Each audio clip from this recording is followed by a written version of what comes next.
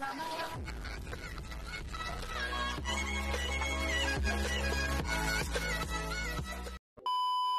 po, magandang umaga po. So ngayong umaga po na ito, ayan, sisilipin po natin ang ating mga alagang kalapate. So napadami ko na po ulit sila. Yung mga unang inakay, marunong na po lumipad. So ngayon, meron na naman po mga bagong inakay at mga nililimliman na itlog. So ang bilis po nilang dumami. So ito na po yung update ngayon 2024 sa aking mga alagang kalapate. So stay tuned lang po, panoorin niyo po. A few moments later. Guys, andito po tayo sa kulungan ng aming mga alagang kalapate. Ayan. Ang dami na po nila ngayon. Ayan o. Bumalik na po sa dati yung dami nila. So, nung uling update ko po sa inyo, dahil mga may nakapasok na sawa dito, halos nakalahati po yung mga alaga kong kalapate. So, ngayong 2024, ayan, nakabawi po tayo. Naparami na po natin ulit sila. So yung mga unang inakay nila, ayan, marunong na po lumipad yung iba. So ito, may mga bagong inakay na naman po. Ito, tingnan nyo. Ito, ang gaganda na naman po nila. So may mga ring na po yan. Ayan. Ayan o. Nilagyan ko na ng ring. Tapos may mga itlog. Itlog pa po. Ayan o. Ayan. Diba? O, ito, may inakay din po ito. Tapos dito pa sa taas. Ayan.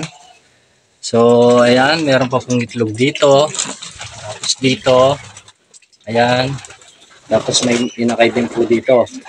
So, ayan po. So, nung na-update ko po kayo na nakapasok yung sawa, halos 27 po yung naubos. Iba pa po yung mga inakay. So, ngayon, ayan, oh. Mabilis po nilang dumami, di ba?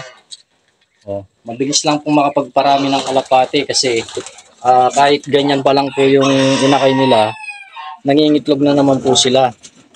So, ayan, oh.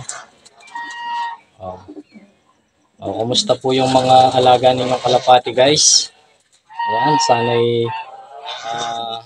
naparami nyo na din po.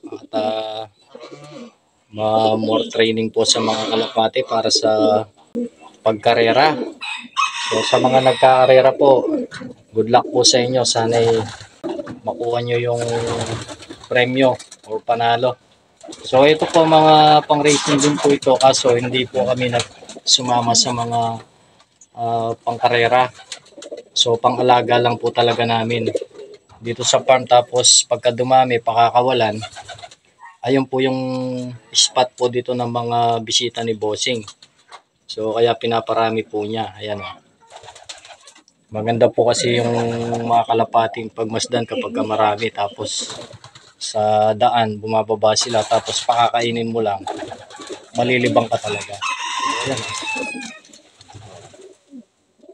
Malilinis po yan kasi madalang ko lang pungawakan. Pero mo naman po yan, pagka naglagay ka ng pagkain sa palad mo, dumadapo sila. Naturuan ko na po yung mga yan. So tiyaga lang po talaga sa pagtuturo. Ayan o, mga inakay nila, tapos mga naglilimlim. Dami na po, di ba, guys? Ayan o. Ayan po. So hanggang dito na lang po muna yung update natin, guys, sa ating mga alagang kalapate. Ayan o.